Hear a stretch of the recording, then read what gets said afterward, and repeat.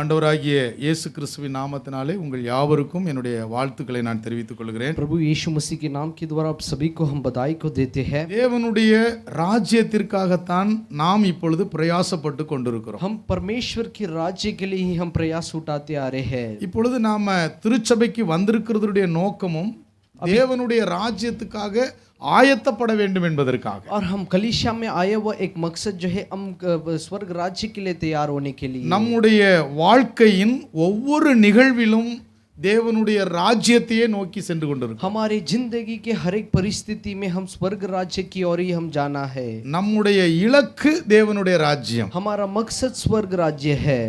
யோவான் ஸ்நானன் காலம் முதல் और यूहन्ना बपतिस्मा देने वाले के समय से लेकर இந்நாள் வரைக்கும் और अभी तक தேவனுடைய ராஜ்யத்தை குறித்தே நாம் பேசும்படி தேவன் நமக்கு பேலன்ஸ் செய்திருக்கிறார். परमेश्वर के राज्य के बारे में ही बात करने के लिए परमेश्वर अधिक से अधिक हमें बता रहे हैं। நல்லா கவனிக்கணும். अच्छे से हम ध्यान देना है। நம்ம ரொம்ப எக்ஸ்பிளைன்டா எதுவும் நான் ரொம்ப விளக்கமா ரொம்ப பேச போறது இல்ல. ज्यादा जो है गहराई से नहीं बात करने वाले हैं। எல்லாமே நமக்கு தெரிந்த காரியங்கள், பலமுறை தியானித்த காரியங்களை நினைவுபடுத்த போறேன் அவ்வளவுதான். और सब कार्य हम जानते हैं वो कार्य को याद दिलाने वाले हैं। ஏன்னா இந்த காலகட்டத்துல ரொம்ப கவனமா எல்லாரும் அதை தான் நினைச்சிட்டு இருக்கணும். और इस समय में हम वही कार्य को हम सभी जो है याद करना है। இன்றைக்கு திருச்சபையானது தேவனுடைய திட்டத்தை மறந்து போய் கொண்டிருக்கிறது. आज कलीसिया जो है परमेश्वर की जो मकसद है उसे भूलते जा रहा है।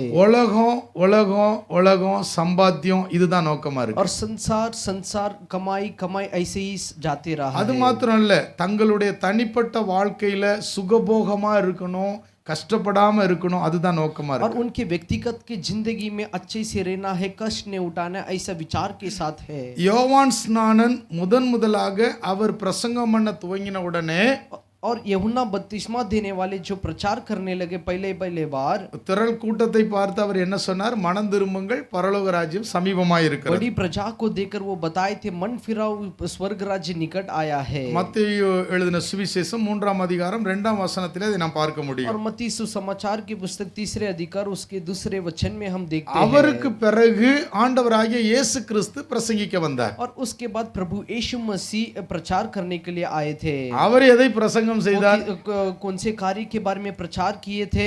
அவரும் தேவனுடைய ராஜ்யம் சமீபமாய் இருக்கிறது, மனம் திரும்புங்கள் என்று சொன்னார். वो भी परमेश्वर के राज्य निकट है, मन फिराव करके वो बताए। அது மாத்திரம் இல்ல, அவர் பிரசங்கம் பண்ணி அதுக்கப்புறம் சீஷர்களை ஏற்படுத்தினார். और वो आकर प्रचार करके उसके बाद चेले लोग को नियुक्त किए थे। அவருடைய சீஷர்களுக்கு இயேசு என்ன சொன்னார்? उनके चेले लोग के लिए यीशु क्या बताए?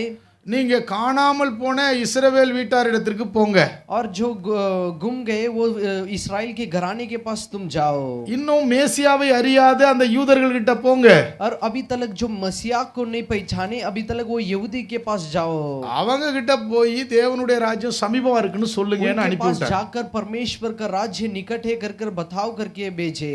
யோவான் ஸ்நானன் முதலாவது தேவனுடைய ராஜ்யம் சமீபமா இருக்கிறது என்று பிரசங்கம் செய்தார். और पहला यूहन्ना बपतिस्मा देने वाले जो प्रचार किए थे परमेश्वर का राज्य निकट है कर அதற்கு அடுத்தது ஆண்டவராகிய இயேசு கிறிஸ்து பரலோக ராஜ்யம் சமீபமா இருக்கிறது அந்த ஊழியத்தை தொடர்ந்தார். और उसके बाद प्रभु यीशु मसीह स्वर्ग राज्य निकट है कर वो सेवकाई को आगे लेके चले। அவருக்கு பின்பு சீஷர்கள் தேவனுடைய ராஜ்யம் சமீபமா இருக்குன்னு பிரசங்கிக்க அவர்களை அனுப்பினார். और उनके बाद चेले लोग को परमेश्वर ने भेजे थे स्वर्ग राज्य निकट है कर சீஷர்களுக்கு சொன்னார், நீங்கள் சில பட்டணங்களுக்கு போங்க.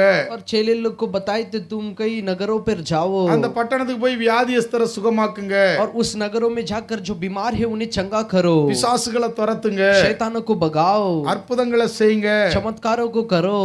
தேவனுடைய ராஜ்யம் சமீபமா இருக்குன்னு பிரசங்கம் பண்ணுங்கன்னு சொன்னார். परमेश्वर का राज्य जो है निकट है प्रचार करो करके बताए। ஏதாவது ஒரு பட்டணத்துல உங்களை ஏற்றுக்கொள்ளாவிட்டால் और यदि कौन से नगर में तुम्हें ना स्वीकारे அவங்க உங்க கால்ல இருக்கிற தூசியை உதறி போட்டுட்டு அதுக்கு பின்பும் தேவனுடைய ராஜ்யம் சமீபமா இருக்குன்னு சொல்லிட்டு வாங்கன்னு और पैरों में रहने वाले वो धूल को जो छिड़क कर उनको जो मन फिरा कर बता कर आना है। ஏனென்று சொன்னால் தேவனுடைய ராஜ்யம் சமீபமாய் இருக்கிறது என்கிற சுவிசேஷம் உலகத்தின் கடைசியில் உள்ள மக்கள் வரைக்கும் போய் சேர வேண்டும். क्योंकि मन फिराव करके स्वर्ग राज्य निकट है कर इस संसार भर में दुनिया भर में ये प्रचार जाना है। இந்த காரியத்தை தான் தேவன் ஒரு உபதேசமாக எல்லாருக்கும் சொல்லி கொடுத்து கொண்டே यही வந்தார். कार्य प्रभु यीशु मसीह जो है ये जो है संदेश के रूप में बता रहे हैं இதைத்தான் ஆண்டவராகிய இயேசு பிரசங்கம் செய்து கொண்டு வந்தார். और यही कार्य को प्रभु यीशु मसीह प्रचार करते हुए आए எனவே அதை சார்ந்து பரலோக ராஜ்யம் எப்படிப்பட்டதுன்னு ஆண்டவர் கற்றுக் और கொடுத்தார். उसके और से ही स्वर्ग राज्य कैसा है करके प्रभु यीशु मसीह सिखाए थे அதை குறித்து சில வசனங்களை நாம் தியானித்து இருக்கிறோம். और वही कार्य के बारे में हम कई वचनों को பரலோக ध्यान किए ராஜ்யம் हैं எப்படிப்பட்டது?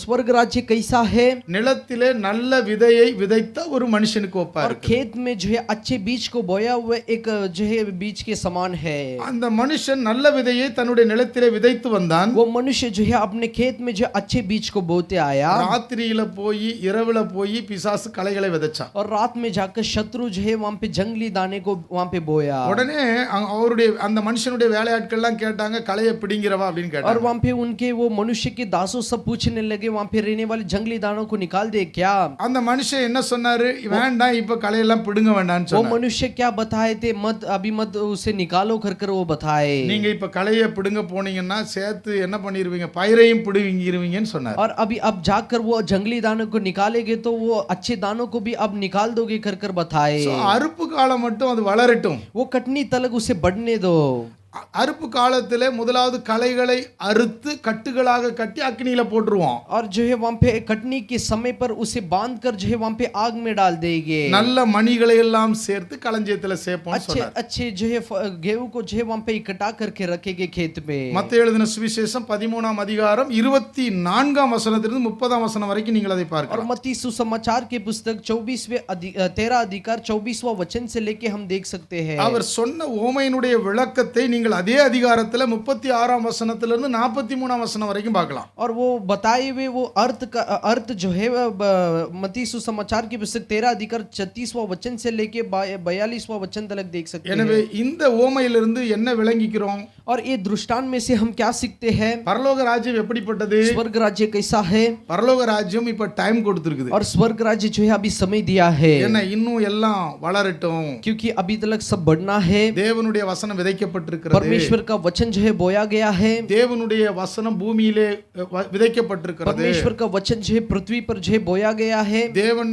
மேசியாவை அனுப்பி இருக்கிறார். परमेश्वर मसीहा को भेजे हैं யாரெல்லாம் விசுவாசித்து வளர்ந்து பரிசுத்தமாய் தங்களை காத்து கொண்டிருக்கிறார்களோ जो कोई भी विश्वास करके अपने आप को जो पवित्रता के साथ संभाल के रखे हैं இன்னும் अनेகர் அந்த பரிசுத்தத்துக்குள்ளே வருவதற்காக இன்னும் டைம் கொடுக்கப்பட்டிருக்கிறது. और बहुतों जो है पवित्रता के अंदर आने के लिए अभी तक समय दिया गया है இயேசு வரப்போகிறார். அன்றைக்கு அந்த அறுவடை நடக்கும். और यीशु आने वाले उन दिनों में वो कटनी होने वाला है எனவே பரலோக ராஜ்யம் இப்படி இருக்கிறது. और इसीलिए स्वर्ग राज्य ऐसा है மத்தேயு எழுதின சுவிசேஷம் 13ஆம் அதிகாரத்திலே और मत्ती सुसमाचार के पुस्तक 13 अधिकार में 31ஆம் வசனம் 32ஆம் வசனத்திலே எதை பார்த்தோம்? और 31वां अधिकार 32वां वचन में हम क्या देखते हैं பரலோக ராஜ்யம் கடுகு விதைக்கு ஒப்பா இருக்கிறது. और स्वर्ग राज्य जो है राई के दाने के समान है அந்த விதையை எடுத்து ஒருவன் நிலத்திலே போட்டான். वो दाने को लेकर एक मनुष्य जो है उसे बीच में वहां पे खेत में डालता है அது வளர்ந்து மரமாகி अनेक ஆகாயத்து பறவைகள் தங்குவதற்கான மரமாயிற்று என்று और எழுதப்பட்டிருக்கிறது. वो बढ़कर जो है फल देने लगा वहां पे एक पेड़ बन गया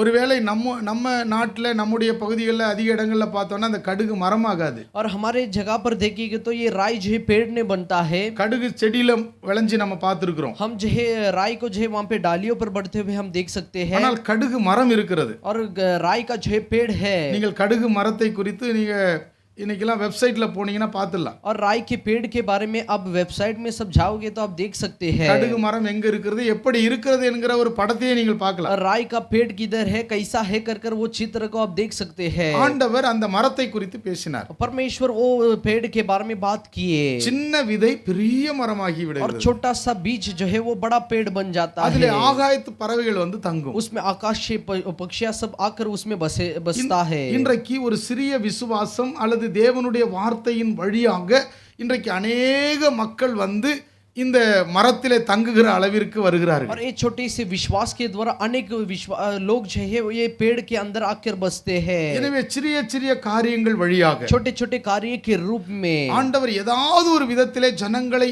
அவர் சேகரித்துக் और கொண்டிருக்கிறார். परमेश्वर कैसे भी कौन से भी प्रकार के रीति में जो है परमेश्वर लोगों को इकट्ठा करते हैं ஜனங்களுக்குள்ளே விசுவாசம் கொடுக்கப்படுகிறது. और लोगों के अंदर विश्वास दिया जाता है அவர்கள் வளர்ந்து अनेகர் தேவனிடத்திலே சேர்க்கப்படுகிறார்கள். बढ़कर जो अनेक लोग जो है परमेश्वर के पास जो है इकट्ठा किए जाते எனவே हैं தேவன் அந்த ஓமையின் வழியாக நமக்கு கற்றுக் கொடுக்கிறார். और परमेश्वर ये दृष्टांत के द्वारा हमें सिखाते हैं பரலோக ராஜ்யம் எப்படி இருக்கிறது? स्वर्ग राज्य कैसा है? கடுக்கு விதைக்கு राई ஒப்பாய் के இருக்கிறது. दाने की समान है। மூன்றாவதாக பார்க்கிறோம். तीसरा कार्य हम देखते மத்தேயு हैं எழுதின சுவிசேஷம் 13ஆம் அதிகாரம் 33ஆம் வசனத்திலே और मत्ती सुसमाचार के पुस्तक 13 अधिकार 33वां वचन में பரலோக ராஜ்யம் புளித்த மாவுக்கு ஒப்பாய் இருக்கிறது. और स्वर्ग राज्य जो है वहां पे खमीरे के आटे के समान है அதை ஒரு பெண் எடுத்து 3 படி மாவிலே அதை சேர்த்து அடக்கி வைக்கிறாள். और वो एक स्त्री जो है उसे लेकर तीन पिसेरे में उसे आटे को मिला देती है। எதற்காக?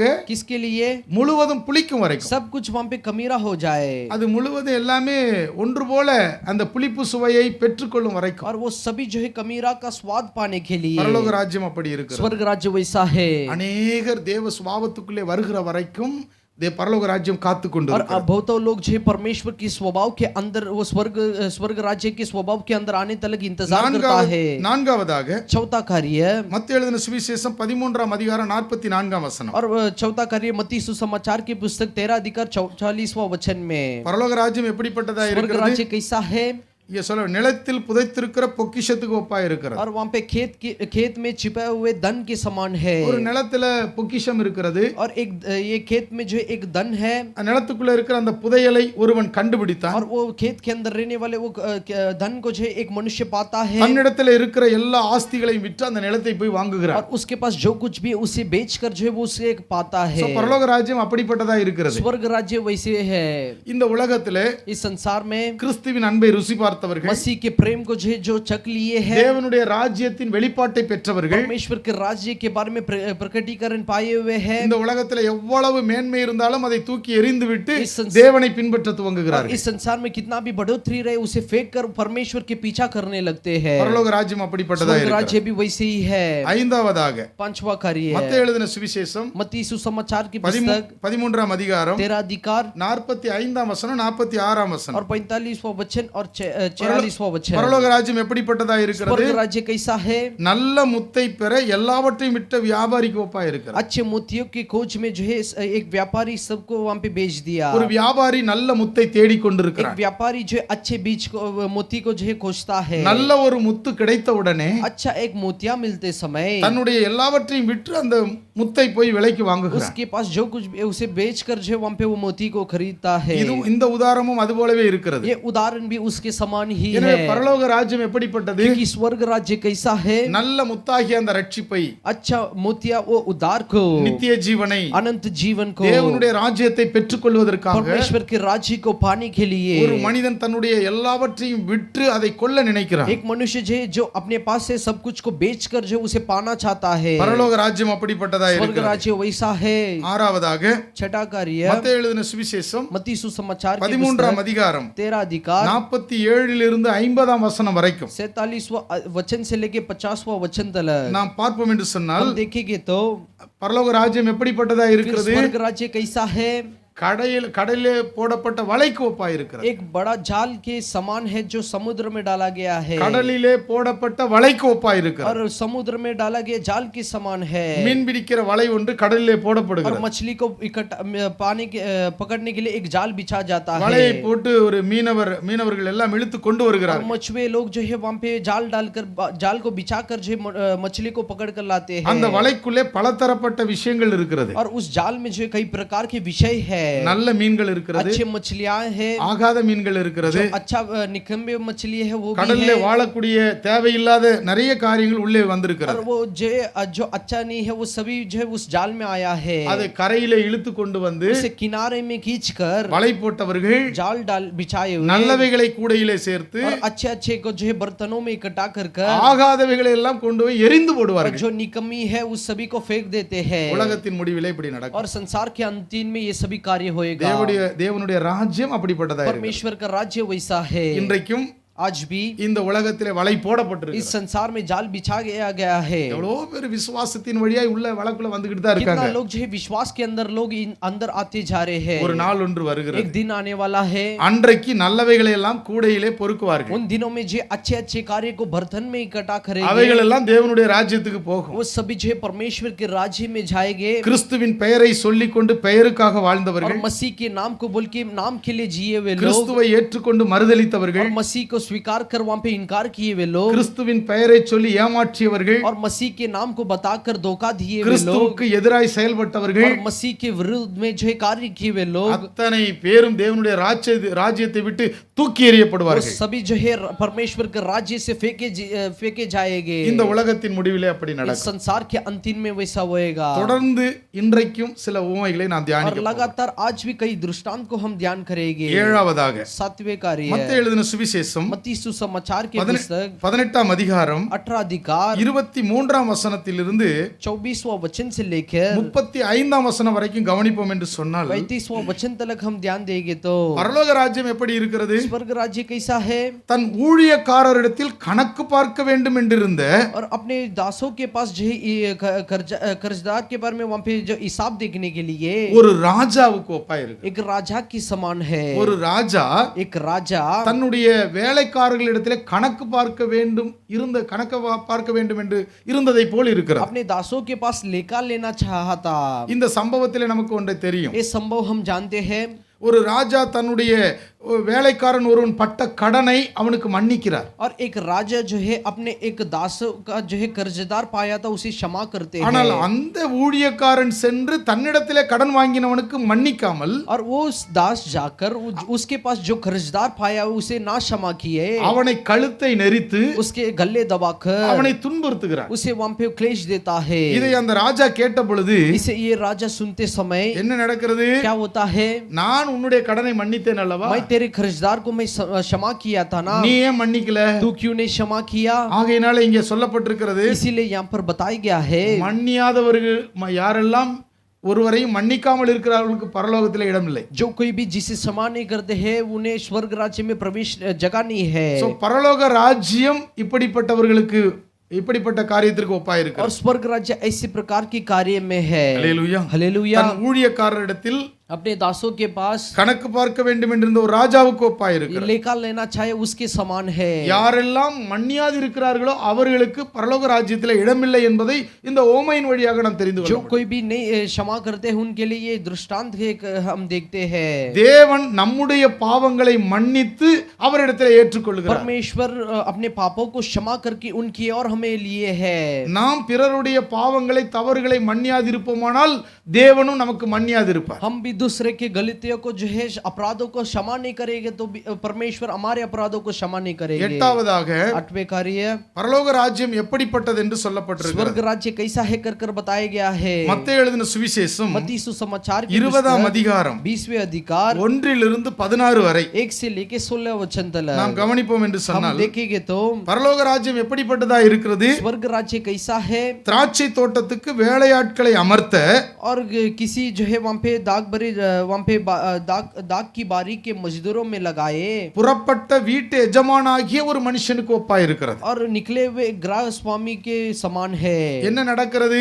यहाँ पे क्या होता है. அந்த வீட்டு எஜமான் தன்னுடைய திராட்சை தோட்டத்துக்கு வேலையாட்களை அமர்த்துவதற்காக காலையிலே புறப்படுகிறார். वहाँ पे गृह स्वामी जो है वहाँ पे दाग के बारियों में मजदूरों को लगाने के लिए वो सुबह भोर के समय पे निकल जाते हैं. போகும்போது 3ஆம் மணி வேளையிலே சில ஆட்களை தன்னுடைய தோட்டத்துக்கு வேலைக்கு அனுப்புகிறார். और तीसरे पहर पर कई प्रकार के कार्य होता है. 6ஆம் மணி வேளையிலே தன்னுடைய தோட்டத்துக்கு சில ஆட்களை பிடித்து ஏன் சும்மா நிக்கிறீங்க நீங்களும் போங்கன்னு சொல்றார். और 6वें पहर में जो है वहाँ पे कई लोग क्यों अब शांत से खड़े जाओ कर वहाँ पे बेचते हैं. 11 மணிக்கும் பார்க்கும்போது சில பேர் வேலை இல்லாம இருக்காங்க, அவங்களையும் கூப்பிட்டு நீங்களும் என் தோட்டத்துக்கு போங்கன்னு और 11 पहर में जो है वहाँ पे क्यों अब वहाँ पे ऐसे खड़े हो जाके अब काम करो करके कहते हैं. அந்த நாள் வேலை முடிந்த உடனே उन दिनों में काम खत्म होने के बाद அந்த எஜமான் தன்னுடைய ஊழியக்காரரிடத்தில் சொல்லி எல்லாருக்கும் பேசினபடி கூலி கொடுங்கள் என்று वहाँ पे சொல்றார். स्वामी जैसे वहाँ पे मजदूरों के पास बात किए थे वैसे मजदूरी को देवो करके बात किए. எல்லாருக்கும் ஒரு பணம் கூலி और கொடுக்கப்படுகிறது. सभी को जो मजदूरी दिया गया था. முதலாவது வந்தவர்கள் पहला आए எஜமானிடத்துல கேட்கிறாங்க, स्वामी के पास पूछते हैं. என்ன கேக்குறாங்க? क्या पूछते हैं. நாங்க முதல்ல வந்து காலையில இருந்து வேலை செய்றோம்ல, हम सुबह से आकर हम काम कर रहे हैं ना.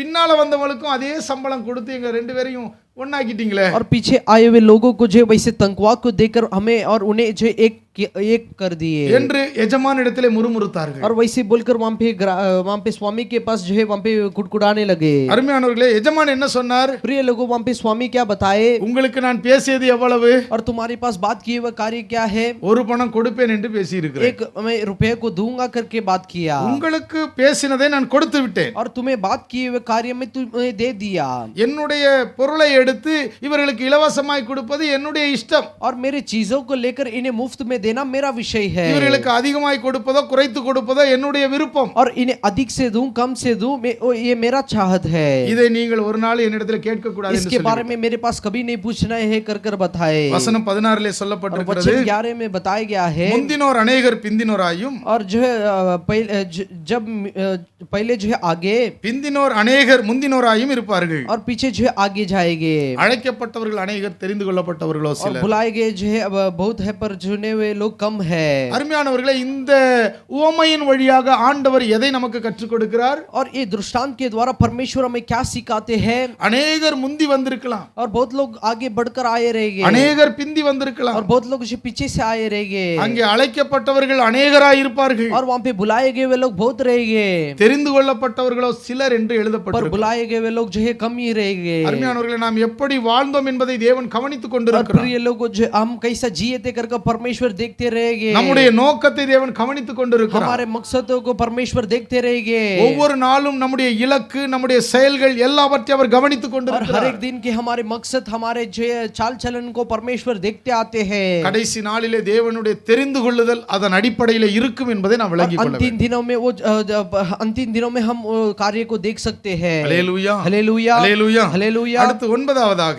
अगला नवा कार्य, பரலோக ராஜ்யம் எப்படிப்பட்டதா स्वर्ग இருக்கிறது? राज्य कैसा रहता है? தன் குமாரனுக்கு கல்யாணம் செய்த ஒரு ராஜாவுக்கு ஒப்பா और இருக்கு. उनके एक कुमार उनके पुत्र को जो है विवाह करके रखा हुआ एक राजा के समान है। மத்தேயு எழுதின சுவிசேஷம் 22ஆம் அதிகாரத்தை और எடுத்துக்கொள்வோம். मत्ती सुसमाचार के पुस्तक 22वां अधिकार को हम निकालेंगे। 2ஆம் வசனத்திலிருந்து 14ஆம் வசனம் வரைக்கும் கவனிங்க. दूसरा वचन से लेके 14 वचन तक हम ध्यान देंगे। இங்கே அந்த ராஜா தன்னுடைய குமாரனுக்கு கல்யாணம் என்று சொல்லி சில பேரை முக்கியமானவர்களை அழைக்கிறார். और यहाँ पे राजा कई लोगों को वहां पे बुलाते हैं अपने पुत्र का विवाह कर कर। வசனம் 8 சொல்லப்பட்டிருக்கிறது, அழைக்கப்பட்டவர்களோ அபாத்திரமாய் போனார்கள். और वचन 8 में बताया गया है कि जो बुलाए गए हैं विवाह के लिए वो जो है वहां पे अपात्र थे। ராஜா ஒரு விருந்தை வைத்துக்கொண்டு அவருக்கு வேண்டியவர்களை எல்லாம் அழைக்கிறார். और जो राजा जो है वहां पे भोजन के लिए वहां पे सभी को बुलाते हैं। அழைக்கப்பட்டவர்கள் அலட்சியம் செய்து ஒருவர் வேலைக்கும், ஒருவர் வியாபாரத்திற்கும், ஒருவர் வயலுக்கும் சென்று விட்டார்கள். और बुलाए गए वे लोग जो है वहां पे वो बुलावट को जो है तुच्छ मानकर कई लोग खेत में और कई लोग कई जगह पर गए थे। பிறகு ராஜா என்ன செய்தார்? फिर राजा क्या करते हैं?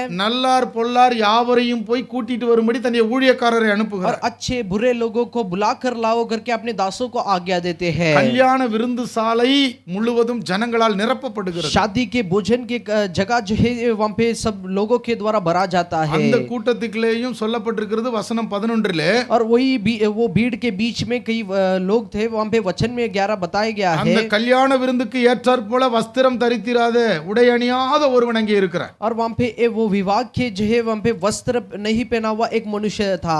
தகுதியற்றவனாக ஒருவன் அந்த விருந்துக்குள்ளே உட்கார்ந்து वहां இருக்கிறான். पे अयोग्यता के साथ वहां पे वो बैठा था वो भोजन के बीच में। அப்படிப்பட்டவனை ராஜா கண்டறிந்து அவனை வெளியேற்றுகிறார். वैसे प्रकार के मनुष्य को पहचान कर राजा उसे बाहर करते हैं। இதுவே பரலோக ராஜ்யம் எப்படிப்பட்டதா இருக்கிறது? इसीलिए स्वर्ग राज्य कैसा है இதிலே நாம் விளங்கிக் கொள்ள इस पे வேண்டும். हम जान लेना है। அநேகர் அழைக்கப்பட்டார்கள், बहुत लोग बुलाए जाते हैं அழைக்கப்பட்டவர்களில் அநேகர் உதாசீனம் और செய்தார்கள். बुलाए गए वे लोग जो है वहां पे दूषित करने लगे। பிறகு ஆண்டவர் நல்லார் பொல்லார் யாவரையும் கூட்டிக் கொண்டு வந்து வைத்தார். वहां पे राजा जो है वहां पे अच्छे बुरे लोगों को जो है वहां पे दास को बुलाने के लिए बताए। ராஜாவினுடைய அழைப்பை பெற்ற நல்லார் பொல்லார் யாவரும் சந்தோஷமாய் விருந்துக்குள்ளே वहां पे வந்தார்கள். राजा के बुलावट को पाए हुए अच्छे बुरे लोग जो है वहां पे आनंद के साथ आए थे। அதிலும் தகுதியற்றவர்களாய் இருப்பவர்களை ராஜா கண்டறிந்து அவர்கள் துரத்தி और அடிப்பார். उसमें भी अयोग्यता के साथ रहने वाले को जो है वहां पे राजा जो है भगाते हैं। தகுதி இல்லாதவர்களை ராஜா கண்டறிந்து அவர்களை வெளியேற்றுவார். और राजा जो है जो अयोग्यता के साथ है उन्हें चुनकर जो है उन्हें बाहर करेंगे। எனவே தகுதி இல்லாமல் யாரும் தேவனுடைய ராஜ்யத்திற்கு போக முடியாது என்பதை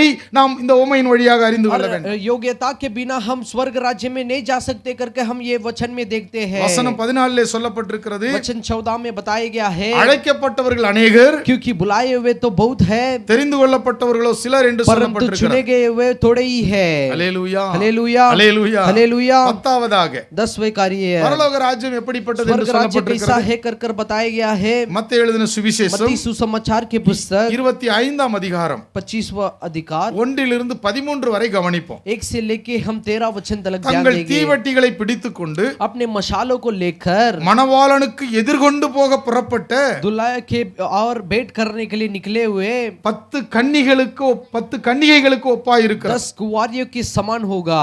சோ பரலோக ராஜ்யம் स्वर्ग राज्य எதற்கு ஒப்பாய் இருக்கிறது? किसके समान है?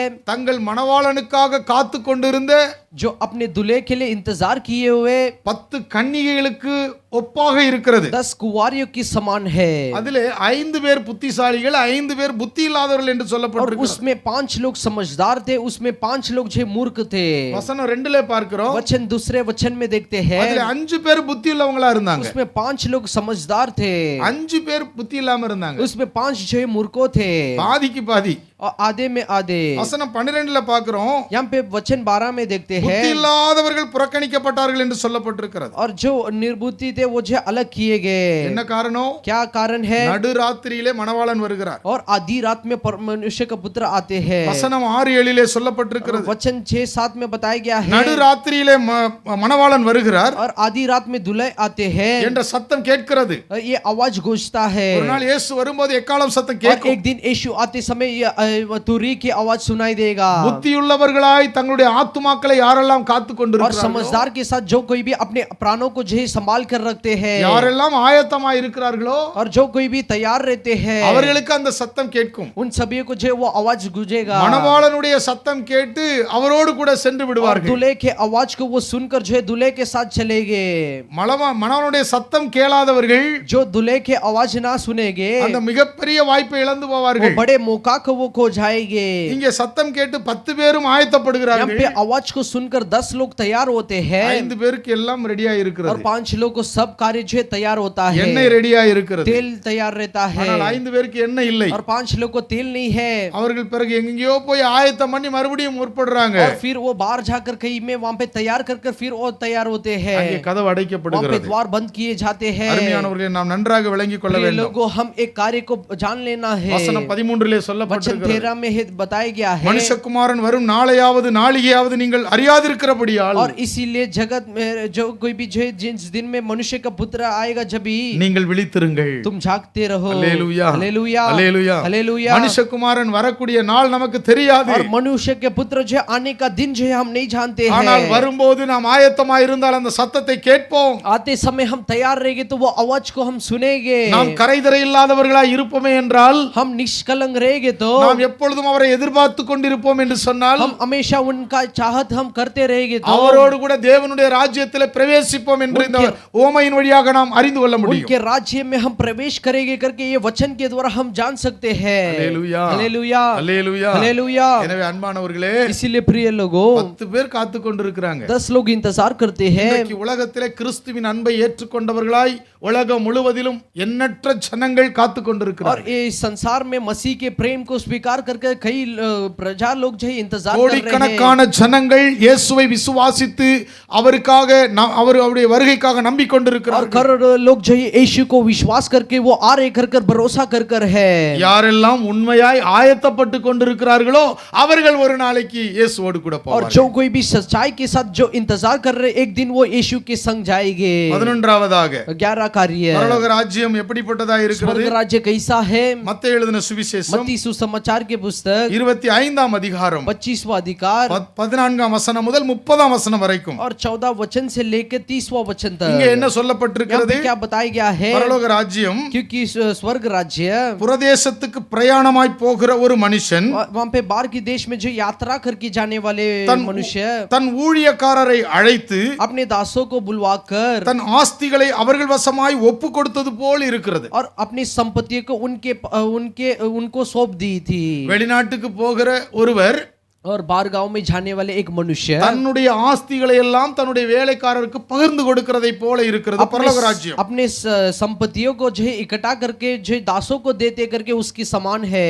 ஒருவனிடத்தில் 5 தாலந்தை கொடுக்கிறார், एक के पास जो है 5 दिनार को देते हैं, ஒருவனிடத்தில் 2 தாலந்தை एक கொடுக்கிறார், के पास जो है 2 जो है टैलेंट को देते हैं, ஒருவனிடத்தில் 1 தாலந்தை और கொடுக்கிறார். एक के पास 1 तोड़े को देते हैं. 5 தாலந்தை வாங்கினவன் 5 தாலந்தை கொண்டு வேறு 5 தாலந்தை और சம்பாதிக்கிறார். जो है 5 तोड़े को पाया हुआ मनुष्य और 5 तोड़े को वहां पे कमाता है. 2 தாலந்தை வாங்கினவன் வேறு 2 தாலந்தை और சம்பாதிக்கிறார். 2 तोड़े को पाने वाला मनुष्य और 2 तोड़े को कमाता है. 1 தாலந்தை வாங்கினவனோ அதை நிலத்திலே தோண்டி புதைத்து வைக்கிறார். और 1 तोड़े को पाए हुआ मनुष्य जो उसे पाकर जो जमीन के अंदर गाड़ देता है. ஒரு நாள் எஜமான் திரும்பி வரும்போது एक दिन जो है स्वामी वापस लौट कर आते समय 5 தாலந்தை வாங்கினவன் வேறு 5 தாலந்தை சம்பாதித்ததை கொண்டு போய் ஒப்படைக்கிறான். जो 5 तोड़े को पाया था और 5 तोड़े को कमाकर वो वहां पे स्वामी को देता है. அந்த எஜமான் என்ன वो சொல்லுகிறார்? स्वामी क्या कहते हैं? நல்லது, अच्छा है, உண்மையும் உத்தமமுள்ள ஊழியக்காரனே, सच्चाई और उत्तम के साथ रहने वाला दास, உன்னுடைய எஜமானுடைய சந்தோஷத்துக்குள்ள போன்னு சொல்றாரு. तू तेरे स्वामी के आनंद के अंदर जा कर बताए. 2 தாலந்தை வாங்கினவனும் அப்படியே வருகிறான். और 2 तोड़े को पाया हुआ मनुष्य वैसे ही आता है. அவனையும் பார்த்து எஜமான் சொல்லுகிறார், उसे भी देखकर स्वामी कहते हैं, உன் எஜமானுடைய சந்தோஷத்துக்குள் பிரவேசி. तू अपने स्वामी के आनंद के अंदर प्रवेश कर. 1 தாலந்தை வாங்கினவன் வருகிறான். 1 तोड़े को पाया हुआ व्यक्ति अब मनुष्य आता है நிலத்திலிருந்து தோண்டி அதை எடுத்து கொண்டு வந்து और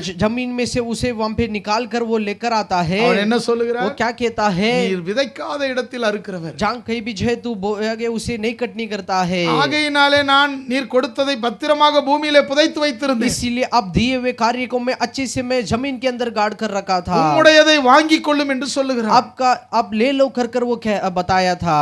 அந்த எஜமான் वो சொல்லுகிறார், स्वामी ने बताए பிரயோஜனமற்றதும் अप्रयोजन का சோம்பலுமான ஊழியக்காரனே, ये आलसी दास, அவனிடத்திலே உள்ளதை வாங்கி வேறொருவனிடத்திலே உள்ளவனிடத்திலே और கொடுக்கிறார். उसके पास जो है उसे लेकर दूसरे के पास देते हैं. அருமையானவர்களே, प्रिय लोगों, உள்ளவனுக்கு கொடுக்கப்படும், और जिसको पास है उसे दिया जाएगा, இல்லாதவனிடத்தில் உள்ளதும் எடுத்துக்கொள்ளப்படும். जिसके पास नहीं है जो दिया गया वो भी छीना जाएगा. हालेलुया. हालेलुया. தேவன் இன்றைக்கு நமக்கு கிருபைகளையும் தாளந்துகளையும் கொடுத்திருக்கிறார். परमेश्वर हमें अनुग्रह और अनेक जो है टैलेंट खूबियां को परमेश्वर दिए நமக்கு हैं, எவ்வளவோ வாய்ப்புகளை और கொடுத்திருக்கிறார். कितने मौका को परमेश्वर हमें दिए हैं, நம்முடைய வயதை கூட்டி கொடுத்திருக்கிறார். और हमारे उम्र को जो है परमेश्वर बढ़ा कर दिए हैं, நம்மை உயர்த்தி இருக்கிறார். हमें ऊंचा किए हैं. எல்லா வகையிலும் நாம் தேவனாலே பயன்படுத்தப்படுவதற்கு அவர் சகலவிதமான பலத்தை நமக்கு और सब கொடுத்திருக்கிறார். प्रकार में जो है हम प्रयोजन होने के लिए सब प्रकार में परमेश्वर बल देकर सहायता किए நமக்கு हैं. கொடுக்கப்பட்ட கிருபைகளையும் தாளந்தைகளையும் கொண்டு நாம் தேவனுடைய ராஜ்யத்திற்காக எவ்வளவு உழைத்திருக்கிறோம். और हमें दिए गए जो है खूबिया के अनुसार और जो है कार्य के अनुसार हम कितना प्रयास उठाए தேவனுடைய हैं, ராஜ்யத்திற்காக எவைகளை நாம் और சம்பாதித்திருக்கிறோம். हम परमेश्वर के राज्य के लिए हम कितना कमाए हैं. எனவே அன்பானவர்களே, இந்த ஓமையின் வழியாக इसीलिए प्रिय लोगों, ये दृष्टांतों के द्वारा பரலோக ராஜ்யம் எப்படிப்பட்டிருக்கிறது, स्वर्ग राज्य எப்படிப்பட்டது कैसा என்பதை நாம் அறிந்திருக்கிறோம். स्वर्ग राज्य कैसा है कर हम जान लिए हैं, தங்களுக்கு தேவன் தந்த கிருபைகளையும் और परमेश्वर दिए है वो अनुग्रह को தாளந்துகளையும் और खूबिया को, பயன்படுத்தாதவர்கள் யாரோ அவர்கள் எல்லாம் और புறக்கணிக்கப்படுவார்கள். जो कोई भी उसे इस्तेमाल नहीं करते वो सभी इनकार किए हुए लोग हैं. பரலோக ராஜ்யம் அப்படிப்பட்டதா இருக்கிறது. स्वर्ग राज्य वैसे है. அருமையானவர்களே, प्रिय लोगों, இந்த காரியங்களிலே தேவன் நமக்கு கற்றுக் கொடுக்கிறது என்ன? और एक कार्य में परमेश्वर हमें क्या सिखाते हैं? பரலோக ராஜ்யத்தை நாம் தவறாய் புரிந்து கொள்ள கூடாது. स्वर्ग राज्य को हम गलत तरीके में हम उसे समझना नहीं है. பரலோக ராஜ்யம் செல்வதற்கு எந்த ஊழியக்காரனும் எந்த ஒரு மனுஷனும் பரிந்துரை செய்ய और முடியாது. परमेश्वर के राज्य में प्रवेश करने कौन सा भी सेवक कोई भी जो है वहां पे नहीं चला सकते हैं. பரலோக ராஜ்யம் என்பது ஒரு நாளும் தன்னுடைய பதவி புகழை வைத்து ஒருவன் அங்கே செல்ல முடியாது. और कोई भी जो है स्वर्ग राज्य के लिए अपने पद को रखकर जो है वहां पे नहीं जा सकते हैं. தன்னுடைய திறமையை வைத்து ஒருவன் பரலோக ராஜ்யத்துக்குள்ளே பிரவேசிக்க முடியாது. अपने खूबिया के द्वारा वो स्वर्ग राज्य में प्रवेश नहीं कर सकते हैं. இங்க பல்வேறு விதமான ஓமைகளின் வழியாக கர்த்தர் பரலோக ராஜ்யம் எப்படிப்பட்டது என்று சொல்லி और கொடுத்தார். यहाँ पे कई दृष्टांतों के द्वारा स्वर्ग राज्य कैसा है कर परमेश्वर बता रहे हैं. 12வது 12वें कार्य ரோமருக்கு எழுதின நிருபம் 14ஆம் அதிகாரம் 17ஆம் வசனத்தை கவனிப்போம். और रोमियो के पुस्तक 14 अधिकार 17 वचन को हम ध्यान देंगे. தேவனுடைய ராஜ்யம் புசிப்பும் குடிப்பும் அல்ல, और परमेश्वर का राज्य जे पीना और जे पीना नहीं है, அது நீதியும் वो धर्म சமாதானமும் समाधान பரிசுத்த ஆவியினால் உண்டாகும் சந்தோஷமுமாய் இருக்கிறது. और पवित्र आत्मा के द्वारा होने वाले वो आनंद है. தேவனுடைய ராஜ்யம் எப்படிப்பட்டது? परमेश्वर का राज्य कैसा है? அது சாப்பிடுறதும் குடிக்கிறதும் மாத்திரம் இல்ல, खाना पीना नहीं है। இந்த உலகத்துல ஜாலியா ஆண்டவர் உயர்த்தினார்னு சொல்லிட்டு வாழ்ந்துட்டு போறதல்ல. इस संसार में इस जगत पर परमेश्वर ऊंचा कर रहे ऐसे आनंद के साथ जीते वो नहीं है। பரலோக ராஜ்யம் எப்படிப்பட்டது தெரியுமா? स्वर्ग राज्य कैसा है? நீதியை தேடுவது, वहां पे धर्म को खोजना है, கர்த்தரை தேடுவது, परमेश्वर को ढूंढना, தேவ சமூகத்தை தேடுவது, परमेश्वर के समूह को खोजना, சமாதானத்தை நாடுவது, शांति को चाहना, சமாதானமாய் வாழ்வதற்கு பிரயாசம் எடுப்பது, शांति के साथ जीने के लिए प्रयास उठाना, வாழ்கிற நாட்களிலே சமாதானத்தை காத்துக்கொள்வது, और जीने वाले जिंदगी में जो है शांति को जो है वहां पे रखवाला करना है। இந்த உலக பொருளுக்காக சமாதானத்தை இழந்து விடக்கூடாது. और इस संसार के जो कार्य के लिए हम शांति को जो है नहीं खोना है। இந்த உலகத்திலே வரக்கூடிய நஷ்டங்களுக்காக சமாதானத்தை இழந்து और इस விடக்கூடாது. संसार के आने वाले नष्टों के लिए हम शांति को जो है नहीं खोना है। சமாதானத்தை இழக்காததுதான் பரலோக ராஜ்யம். और शांति को जो है ना खोने वाला ही स्वर्ग राज्य है। பரலோக ராஜ்யம் எப்படிப்பட்டது? स्वर्ग राज्य कैसा है? அது பரிசுத்த ஆவியினாலே வரக்கூடிய சந்தோஷம் वो நிறைந்தது. पवित्र आत्मा के द्वारा होने वाले आनंद है। யூதா எழுதுகிறார், यूदा लिखते நீங்கள் हैं, ஜெபிக்கும் போது பரிசுத்த ஆவிக்குள்ளே ஜெபம் பண்ணுங்கள் तुम என்று. प्रार्थना करते समय पवित्र आत्मा के अंदर प्रार्थना करना है। அன்பானவர்களே, புதிய ஏற்பாட்டு சபையை கர்த்தர் துவங்கும் பொழுது प्रिय लोगों, नया नियम के कलीसिया को परमेश्वर शुरुआत करते समय பரிசுத்த ஆவியினுடைய அபிஷேகத்தை கொடுத்துதான் சபையை और துவங்கினார். पवित्र आत्मा के अभिषेक को देख के ही परमेश्वर कलीसिया को शुरुआत करते அந்த हैं। நாளிலிருந்து இந்த நாள் வரைக்கும் वो दिनों में से लेकर अभी तक கிட்டத்தட்ட 2022 வருஷங்களாக और लगभग 2022वां वर्ष तक பரிசுத்த ஆவியானவர் மனுஷர்கள் மத்தியிலே அவர் தன்னுடைய செயல்பாட்டை நடத்தி और கொண்டிருக்கிறார். पवित्र आत्मा जो है वहां पे मनुष्य के अंदर अपने कार्य को करते आ रहे हैं। தேவனை தேடுகிறவர்களை ஆவியானவர் வழி நடத்தி और கொண்டிருக்கிறார். परमेश्वर को ढूंढने वाले लोगों को वहां पे वो चलाते आ रहे हैं। எனவே அன்பானவர்களே, प्रिय लोगों, தேவனுடைய ராஜ்யம் எப்படிப்பட்டது? परमेश्वर का राज्य कैसा है? அது புசிப்பதும் குடிப்பதும் அல்ல. और खाना वो पीना नहीं है, இந்த உலகத்தின் காரியங்களுக்கு அடுத்ததல்ல. ये संसार के कार्य के बाद वाला नहीं है। ஆண்டவராகிய இயேசு சொன்னார், நான் கொடுக்கும் சமாதானம் இந்த உலகத்தின் சமாதானத்தை போல் இருக்காது. और प्रभु यीशु मसीह ने बताया, मैं देने वाला शांति जो है सब देने वाली शांति नहीं है। நான் கொடுக்கிற சமாதானம் இந்த உலகம் கொடுக்க கூடாத சமாதானம். और मैं देने वाला शांति जो ये संसार नहीं देता वैसा शांति है। இந்த உலகத்திலே கவலைகள் உண்டு, इस संसार में जो है चिंता है, பாரங்கள் உண்டு, और बोझ है, போராட்டங்கள் உண்டு. और युद्ध है। இந்த சூழ்நிலைகளில் எல்லாம் தேவ சமாதானம் நம்மை நடத்த ரெடியாக இருக்கிறது. इसके बीच में परमेश्वर का समाधान हमें चलाने के लिए तैयार है। பிலிப்பியருக்கு எழுதின நிருபம் 4ஆம் அதிகாரத்திலே நாம் பார்க்கும் और பொழுது फिलिप्पियों के पुस्तक 4 अधिकार को हम देखते हैं, அங்கே சொல்லப்பட்டிருக்கிற வசனத்தை கவனிங்க. वहां पे बताए गए वह वचन को गौर से ध्यान 6-7 दीजिए। வசனங்களை நாம் பார்க்கும்போது 7-8 वचन में हम देखते समय, நீங்கள் ஒன்றுக்கும் கவலைப்படாமல் और तुम कौन से भी कार्य के लिए चिंता न हो, எல்லாவற்றையும் குறித்து सब कार्य के बारे में ஸ்தோத்திரத்தோட கூடிய ஜெபத்தினாலும் स्तुति के साथ, वो प्रार्थना के साथ, வேண்டுதலினாலும் विनतिया के साथ தேவனுக்கு தெரியப்படுத்துங்கள். परमेश्वर को वहां पे बताओ। இந்த உலகம் அப்படிப்பட்டது. ये संसार वैसा है, கவலைப்பட நடத்துவது, और जो है वहां पे व्याकुल करने रखता है, துக்கப்படுத்துவது, वेदना करता है, பாரத்தை கொடுப்பது. और वहां पे बोझ को देता है। இந்த உலகம் அப்படித்தான் ये இருக்கும். संसार वैसे ही रहेगा। ஆனா நீங்க ஒண்ணுக்கு கவலைப்படாதீங்க. आप कौन से भी कार्य के लिए चिंता नहीं करना நீங்கள் உங்கள் है। தேவனை நோக்கி எல்லாவற்றையும் आप தெரியப்படுத்துங்கள். अपने परमेश्वर की और सब कार्य के बारे में बताना है, அப்பொழுது எல்லா புத்திக்கும் மேலான தேவ சமாதானம், और सब बुद्धि समझ के இந்த ऊपर, உலகம் கொடுக்க கூடாத சமாதானம், और ये संसार नहीं देता वो शांति। நீங்கள் தேவனிடத்திலே ஜெபிக்கும் போது, तुम परमेश्वर के पास प्रार्थना நீங்கள் करते समय, தேவனிடத்திலே மன்றாடும் போது, परमेश्वर के पास विनती करते நீங்கள் समय, தேவ சமூகத்திலே விழுந்து கிடக்கும் போது, और परमेश्वर के सम्मुख में घिरे रहते समय, உங்களுக்கு இந்த உலகத்திலே ஏற்பட்ட நஷ்டம், इस संसार में रहने वाला नष्ट,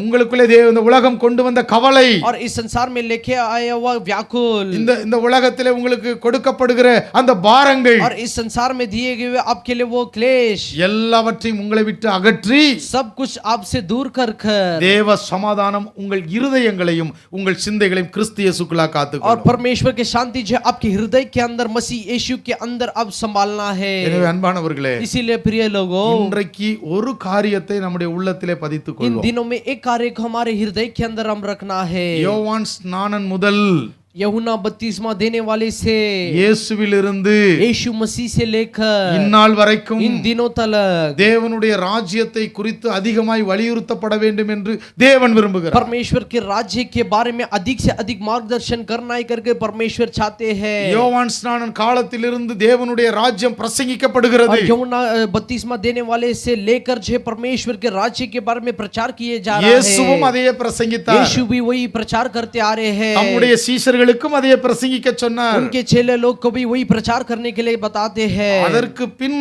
வந்திருக்கிற நம் அனைவருக்கும் ஆண்டவர் அதே கட்டளையை கொடுத்தார். उसके पीछे आए हुए हमें भी वही परमेश्वर आज्ञा दिए हैं.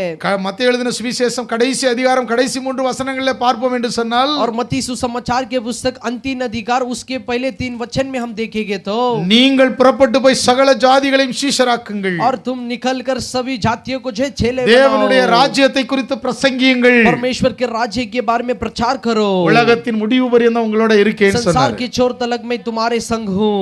எனவே அன்பானவர்களே, ஒவ்வொரு நாளும் தேவனுடைய ராஜ்யத்தை குறித்து நாம் பேசுவதற்காக அழைக்கப்பட்டவர்கள். इसीलिए प्रिय लोगों, हर एक दिन जो है परमेश्वर के राज्य के बारे में बात करने के लिए बुलाए गए हैं. ஒவ்வொரு நாளும் நம்முடைய வாழ்க்கையிலே தேவனுடைய ராஜ்யத்திற்காக வாழ்வதற்கு அழைக்கப்பட்டவர்கள். हर एक दिन हमारे जिंदगी में परमेश्वर के राज्य के लिए हम जीने के लिए बुलाए गए हैं. ஒவ்வொரு நாளும் தேவனுடைய ராஜ்யத்தை நம்பி வாழ்பவர்கள். हर एक दिन परमेश्वर के राज्य के ऊपर भरोसा करके जीने वाले हैं. எனவே எப்பொழுதும் தேவனுடைய ராஜ்யத்தை குறித்து பேசுங்க. इसीलिए हमेशा परमेश्वर के राज्य के बारे में बात करो. எப்பொழுதும் தேவனுடைய ராஜ்யத்தையே தேடுங்க. हमेशा परमेश्वर के राज्य को ही खोजो.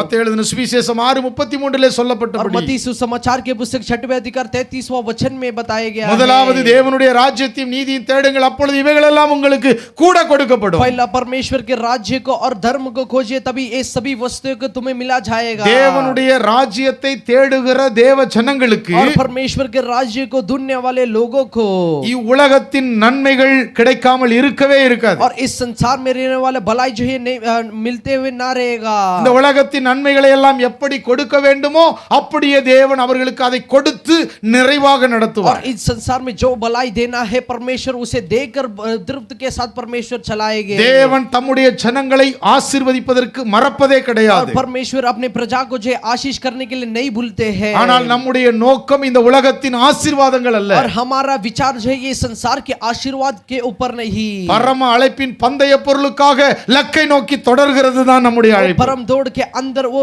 जो है उस मकसद के साथ दौड़ने वाला रहना है. எனவே அன்பான சகோதரனே சகோதரியே, इसीलिए प्रिय लोगों, प्रिय இந்த भाइयों, வார்த்தையை கேட்டிருக்கிற உங்களுக்கு நான் சொல்லுகிறேன், इस वचन को सुने हुए लोगों के लिए बता நீங்கள் रहे हैं. தேவனுடைய ராஜ்யத்தை பற்றிக் अब கொள்ளுங்கள். परमेश्वर के राज्य को पकड़ लीजिए. புத்தியுள்ள 5 கன்னிகைகளைப் போல और समझदार के साथ रहने वाले वो 5 कुंवारियों के समान தேவனுடைய ராஜ்யத்துக்குள்ளே பிரவேசிக்கிற தகுதியை பெற்றுக்கொள்வதற்கு परमेश्वर के राज्य के अंदर जाने के लिए वो योग्यता को पाने के लिए ஒவ்வொரு நாளும் பிரயாசம் எடுப்போம். प्रतिदिन हम प्रयास उठाएंगे. ஒவ்வொரு நாளும் தேவ சமூகத்திலே காத்திருப்போம். हर एक दिन परमेश्वर के उपस्थित में हम खड़े रहेंगे. தேவனுடைய ராஜ்யத்தை குறித்த காரியங்களை தேவன் வெளிப்படுத்தும்படி அவரிடத்திலே கேட்போம். परमेश्वर के राज्य के बारे में हमें प्रकट करने के लिए, वो प्रकटीकरण के लिए हम पूछना है. உலகத்தினுடைய ஆசீர்வாதங்களுக்காக மன்றாடி கொண்டிருப்பதை விட்டுவிட்டு और इस संसार के भलाई के लिए, आशीर्वाद के लिए हम गिड़गिड़ाकर प्रार्थना करने के छोड़कर தேவனுடைய ராஜ்யத்தின் மகத்துவங்களை எனக்கு காண்பியும் ஆண்டவரே என்று அவர் ஆண்டவரிடத்திலே மன்றாடுவோம். स्वर्ग राज्य के महत्वता को जो है हमें प्रकट करो करके पूछना है. தேவனுடைய சித்தத்துக்கு ஏற்றவைகளை அவரிடத்திலே கேட்டு நாம் பெற்று அனுபவிப்போம். परमेश्वर की इच्छा के अनुसार जो कार्य है उसे पाकर हम विनती करना है. நம்முடைய வாழ்க்கையிலே நாம் எதிர்பார்த்திருக்கிற சந்தோஷமும் சமாதானமும் எப்பொழுது நம்மோடு இருக்கும். हमारे इन संसार में हम चाहने वाले समाधान, शांति जो है हमेशा रहेगा. தேவன் ஒவ்வொருவரையும் தேவனுடைய ராஜ்யத்திற்கு ஏற்ற விதமாய் நடத்துவாராக. और परमेश्वर के राज्य के योग्य के अनुसार हर को चलाए. நாம் தியானித்த இந்த வேத பகுதிகளை கொண்டு हम ये ध्यान किए हुए वचन के अनुसार தேவனுக்குள்ளே நாம் உணர்வடைந்து परमेश्वर के अंदर हम महसूस होकर தேவனுடைய ராஜ்யத்தை நாம் தொடர்ந்து தேடுவோம். परमेश्वर के राज्य को लगातार हम ढूंढेंगे. நாம் ஒவ்வொருவரையும் தேவன் हम सभी பலப்படுத்துவார். को परमेश्वर बल देंगे. அல்லேலூயா, हालेलुया, அல்லேலூயா. हालेलुया. அருமையான சகோதரனே சகோதரியே, प्रिय भाई बहनों, இந்த நாட்கள்ல इन दिनों में இந்த தேவனுடைய ராஜ்யம் பத்தி தான் நம்ம அதிகமா நினைவு கூற வேண்டிய ஒரு காலகட்டத்தில் இருக்கிறோம். और परमेश्वर के राज्य के बारे में अधिक से अधिक हम याद करना यही इन दिनों में कार्य है. ஏனென்று சொன்னால் क्योंकि இன்றைக்கு अनेक தேவ ஜனங்கள் आज अनेक परमेश्वर के लोग தேவ சித்தத்தை விட்டு விலகி போயிட்டே இருக்காங்க. परमेश्वर की इच्छा को छोड़कर वहां पे हट कर जाते हैं. अनेक தேவ ஜனங்கள், अनेक परमेश्वर के लोग, अनेक தேவ ஊழியர்கள் अनेक परमेश्वर के सेवक लोग தங்கள் சுய இஷ்டத்தின்படி நடக்க துவங்கி अपने இருக்கிறார்கள். मन के विचार के अनुसार चलने के लिए वो शुरुआत किए हैं। தங்கள் சுய இஷ்டத்தின்படி நடந்து கொண்டு अपने वहां पे मामिस के विचार के अंदर चलकर தேவனுடைய சித்தத்தை அவமாக்குகிறவர்கள் உண்டு. परमेश्वर के इच्छा को तोड़ने वाले हैं। நீங்கள் அவர்களை கவனிக்க अब வேண்டாம். उन्हें ध्यान नहीं देना है। நீங்க அவங்கள பார்க்காதீங்க. अब उन्हें मत देखिए। உங்களுடைய வாழ்க்கையில आपकी जिंदगी में தேவனே எனக்கு உம்முடைய ராஜ்யத்தை குறித்த வெளிப்பாடுகளை தார். परमेश्वर आपके राज्य के बारे में मुझे वो प्रकटीकरण को दीजिए। உம்முடைய ராஜ்யத்துக்கு அடுத்த தேடுதலை என்னுடைய வாழ்க்கையில आपके தார். राज्य के बाद वाला कार्य को अब दीजिए। உமக்காக வாழ்வேன். आपके लिए जीऊंगा। உம்முடைய ராஜ்யத்திற்கு வருவேன். आपके राज्य को आऊंगा। என்னை ஆயத்தப்படுத்தும். मुझे तैयार कीजिए। எனக்கு உதவி செய்யும். मुझे सहायता करो। என்னை பலப்படுத்தும் मुझे என்று बल ஜெபிப்போம். दीजिए कर हम प्रार्थना करें। பரிசுத்தமும் இரக்கம் நிறைந்த நல்ல பிதாவே, पवित्र और दयावंत परमेश्वर, பரலோகத்தின் தேவனே, स्वर्ग के परमेश्वर, இந்த வேளையிலே इस समय पर தேவனுடைய ராஜ்யத்தை குறித்து தியானிக்கும்படி परमेश्वर के राज्य के बारे में ध्यान करने के लिए தேவன் எங்களை பலப்படுத்தின தயவிற்காக நன்றி சொல்லுகிறேன். इसीलिए हम आपको धन्यवाद दे रहे हैं। தேவன் எங்களை பலப்படுத்தின தயவிற்காக நன்றி சொல்லுகிறேன். परमेश्वर हमें बल किए वो दया के लिए हम धन्यवाद दे रहे हैं। இந்த வேத தியானத்தின்படி ये शास्त्र के ध्यान के अनुसार தேவனுடைய ராஜ்யத்துக்கு அடுத்தவைகளிலே और परमेश्वर के राज्य के आगे ஒவ்வொருவரையும் பலப்படுத்தும். सभी को बल कीजिए। உம்முடைய ஒத்தாசை அனுப்பும். आपको सहायता को भेजिए। உம்முடைய பலத்தை தாரும். आपको बल को दीजिए। கர்த்தராகிய இயேசுவின் நாமத்தில் ஜெபிக்கிறேன். प्रभु यीशु मसीह के नाम के द्वारा प्रार्थना करते ஜீவனுள்ள हैं। நல்ல பிதாவே, अच्छे पिता, ஆமென். आमीन। ஆமென்.